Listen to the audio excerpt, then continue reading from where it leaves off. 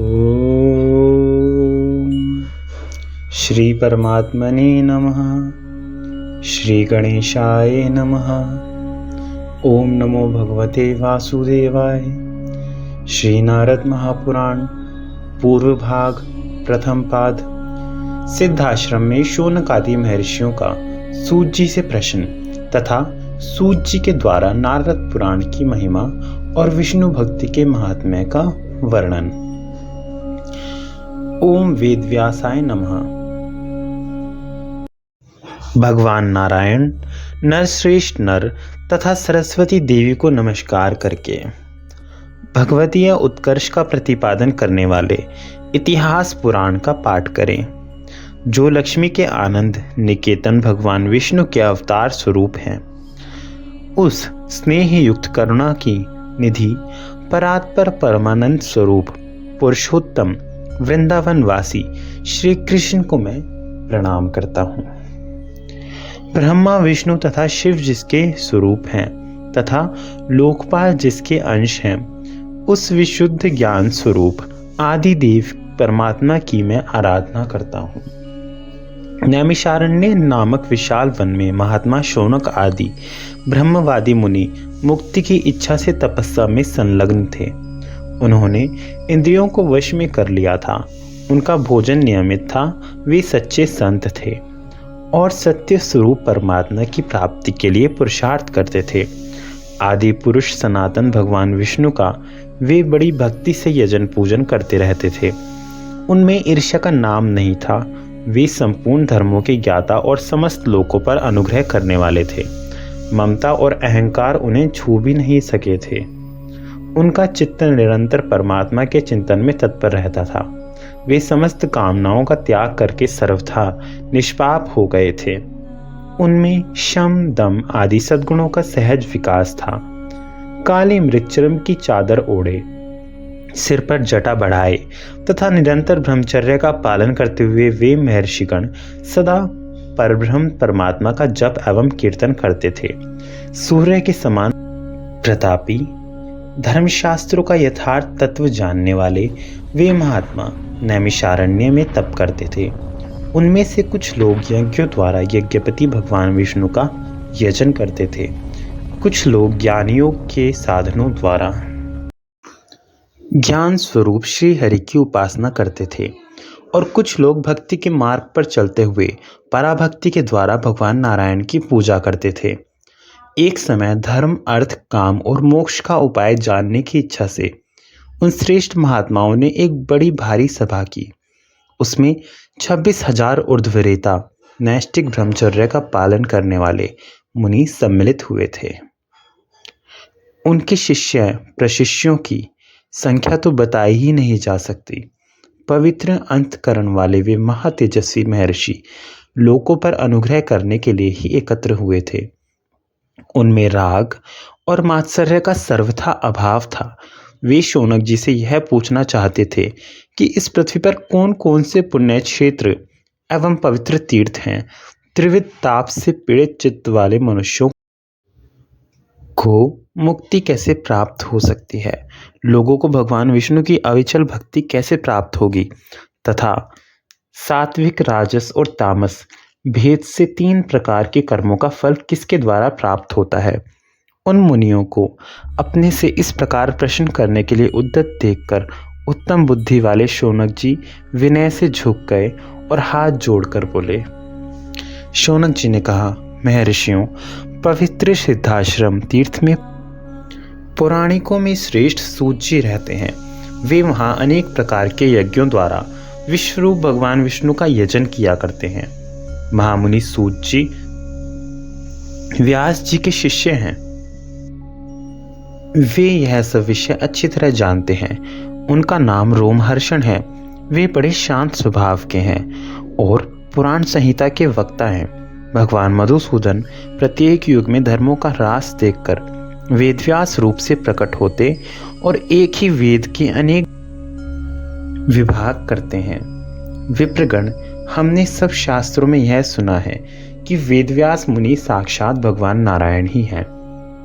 उन्हीं भगवान व्यास ने सूत जी को पुराणों का उपदेश दिया है परम बुद्धिमान वेद व्यास जी के द्वारा भली भांति उपदेश पाकर सूत जी सब धर्मों के ज्ञाता हो गए हैं। संसार में उनसे बढ़कर दूसरा कोई पुराणों का ज्ञाता नहीं है, क्योंकि इस लोक में सूत जी ही पुराणों के तात्विक अर्थ को जानने वाले सर्वज्ञ और बुद्धिमान हैं।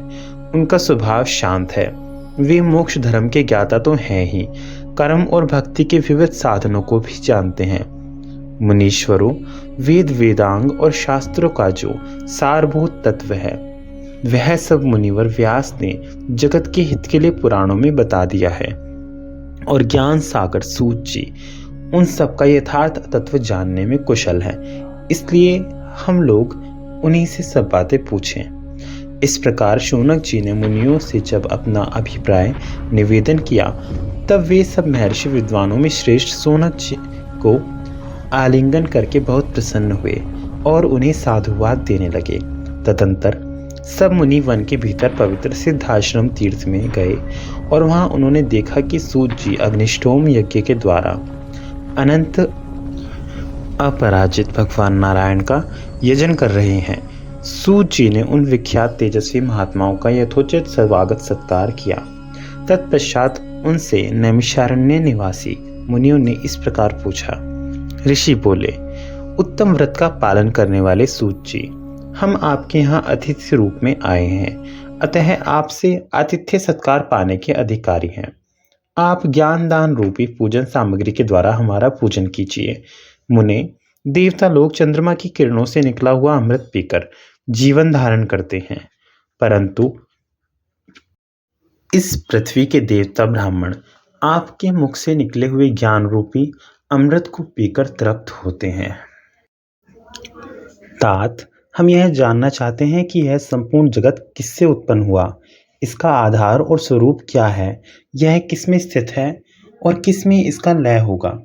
भगवान विष्णु किस साधन से प्रसन्न होते हैं, मनुष्य द्वारा उनकी पूजा कैसे की जाती है, भिन्न भिन्न वर्णों और आश्रमों का आचार क्या है, अतिथि की पूजा कैसे की जाती है जिससे सब कर्म सफल हो जाते हैं, वह मोक्ष का उपाय मनुष्य को कैसे सुलभ है, पुरुषों को भक्ति से कौन सा फल प्राप्त होता है और भक्ति का स्वरूप क्या है।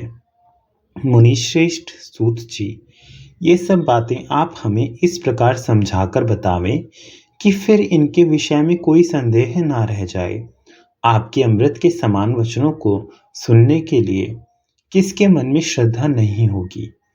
सूत जी ने कहा, महर्षियों, आप सब लोग सुने। आप लोगों को जो अभिष्ट है वह मैं बतलाता हूँ। सनकादि मुनीश्वरों ने महात्मा नारद जी से जिसका वर्णन किया था, वह नारद पुराण आप सुने। यह वेदार्थ से परिपूर्ण है। इसमें वेद के सिद्धांतों का ही प्रतिपादन किया गया है। यह समस्त पापों की शांति तथा दुष्ट ग्रहों की बाधा का निवारण करने वाला है, दूर स्वप्नों का नाश करने वाला, धर्म सम्मत तथा भोग एवं मोक्ष को देने वाला है। इसमें भगवान नारायण की पवित्र कथा का वर्णन है। यह नारद पुराण सब प्रकार के कल्याण की प्राप्ति का हेतु है, धर्म, अर्थ, काम एवं मोक्ष का भी कारण है। इसके द्वारा महान फलों की प्राप्ति भी होती है। यह अपूर्व पुण्य फल प्रदान करने वाला है। आप सब लोग एकाग्रचित होकर इस महापुराण को सुने। महापातकों तथा उपपातकों से युक्त मनुष्य भी महर्षि व्यास प्रोक्त इस दिव्य पुराण का श्रवण करके शुद्धि को प्राप्त होते हैं। इसके एक अध्याय का पाठ करने से अश्वमेध यज्ञ का और 2 अध्यायों का पाठ से राजसूय यज्ञ का फल मिलता है।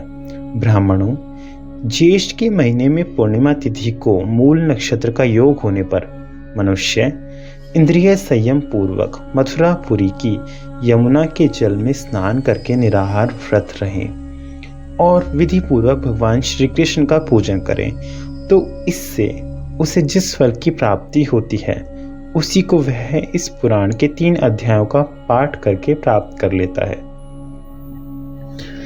इसके 10 अध्यायों का भक्ति भाव से श्रवण करके मनुष्य निर्वाण मोक्ष प्राप्त कर लेता है। यह पुराण कल्याण प्राप्ति के साधनों में सबसे श्रेष्ठ है। पवित्र ग्रंथों में इसका स्थान सर्वोत्तम है। यह बुरे स्वप्नों का नाशक और परम पवित्र है। ब्रह्म ऋषियों, इसका यत्नपूर्वक श्रवण करना चाहिए। यदि मनुष्य श्रद्धापूर्वक इसके एक श्लोक या आधे श्लोक का भी पाठ कर ले तो वह महापातकों के समूह से तत्काल मुक्त हो जाता है। साधु पुरुषों के समक्ष ही इस पुराण का वर्णन करना चाहिए, क्योंकि यह गोपनीय से भी अत्यंत गोपनीय है। भगवान विष्णु के समक्ष किसी पुण्य क्षेत्र में तथा ब्राह्मण आदि द्विजातियों के निकट इस पुराण की कथा बाँचनी चाहिए, जिन्होंने काम क्रोध आदि दोषों को त्याग दिया है, जिनका मन भगवान विष्णु की भक्ति में लगा है तथा जो सदाचार परायण है, उन्हीं को यह मोक्ष साधक पुराण सुनाना चाहिए। भगवान विष्णु सर्वदेवमय हैं। वे अपना स्मरण करने वाले भक्तों की समस्त पीड़ाओं का नाश कर देते हैं। श्रेष्ठ भक्तों पर उनकी स्नेह धारा सदा प्रवाहित होती रहती है। ब्राह्मणों, भगवान विष्णु केवल भक्ति से ही संतुष्ट होते हैं, दूसरे किसी उपाय से नहीं। उनके नाम के बिना श्रद्धा के भी कीर्तन अथवा श्रवण कर लेने पर मनुष्य सब पापों से मुक्त हो अविनाशी वैकुंठ धाम को प्राप्त कर लेता है। भगवान मधुसूदन संसार रूपी भयंकर एवं दुर्गम वन को दग्ध करने के लिए दावानल रूप हैं। महर्षियों, भगवान श्री हरि अपना स्मरण करने वाले पुरुषों के सब पापों का उसी क्षण नाश कर देते हैं। उनके तत्व का प्रकाश करने वाले इस उत्तम पुराण का श्रवण अवश्य करना चाहिए। सुनने अथवा पाठ करने से भी यह पुराण सब पापों का नाश करने वाला है। ब्राह्मणों, जिसकी बुद्धि भक्ति पूर्वक इस पुराण के सुनने में लग जाती है, वही कृतकृत्य है, वही संपूर्ण शास्त्रों का मर्मज्ञ पंडित है तथा उसी के द्वारा किए हुए तप और पुण्य को मैं सफल मानता हूँ। क्योंकि बिना तप और पुण्य के इस पुराण को सुनने में प्रेम नहीं हो सकता। जो संसार का हित करने वाले साधु पुरुष हैं, वे ही उत्तम कथाओं के कहने सुनने में प्रवृत्त होते हैं।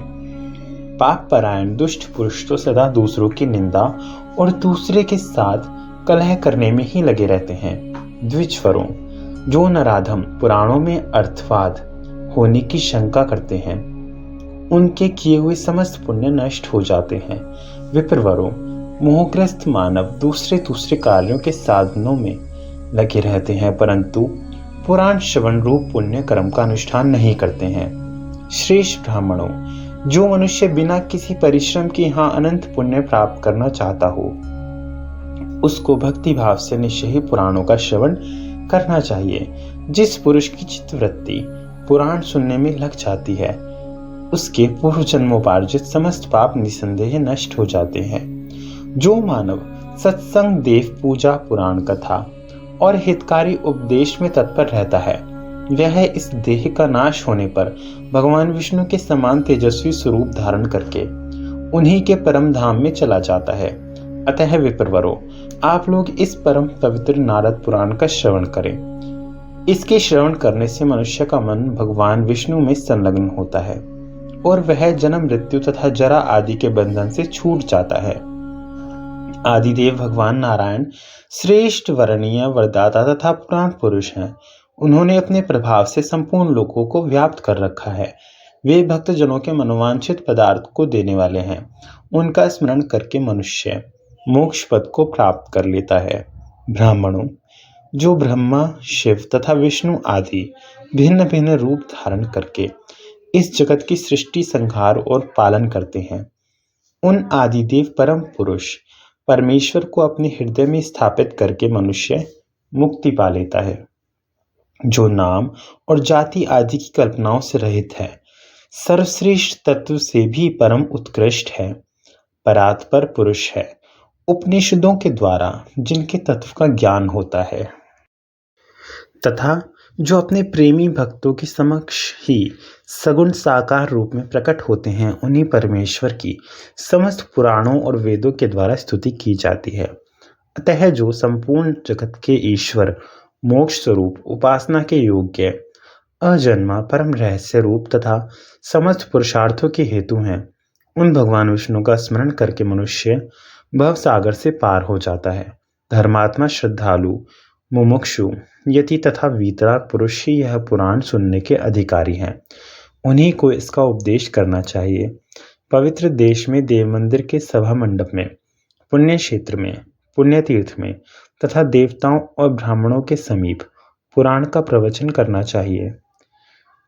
जो मनुष्य पुराण कथा के बीच में दूसरे से बातचीत करता है वह भयंकर नरक में पड़ता है। जिसका चित्त एकाग्र नहीं है वह सुनकर भी कुछ नहीं समझता, अतः एक चित्त होकर भगवत कथा अमृत का पान करना चाहिए।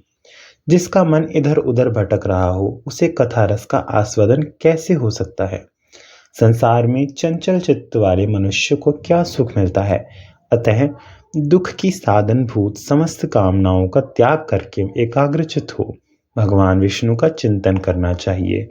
जिस किसी उपाय से भी यदि अविनाशी भगवान नारायण का स्मरण किया जाए तो वे पात की मनुष्य पर भी निसंदेह प्रसन्न हो जाते हैं। संपूर्ण जगत के स्वामी तथा सर्वत्र व्यापक अविनाशी भगवान विष्णु में जिसकी भक्ति है उसका जन्म सफल हो गया और मुक्ति उसके हाथ में है। विप्रवरों, भगवान विष्णु के भजन में संलग्न रहने वाले पुरुषों को धर्म, अर्थ, काम और मोक्ष चारों पुरुषार्थ प्राप्त होते हैं। पहला अध्याय समाप्त। ओम नमः शिवाय।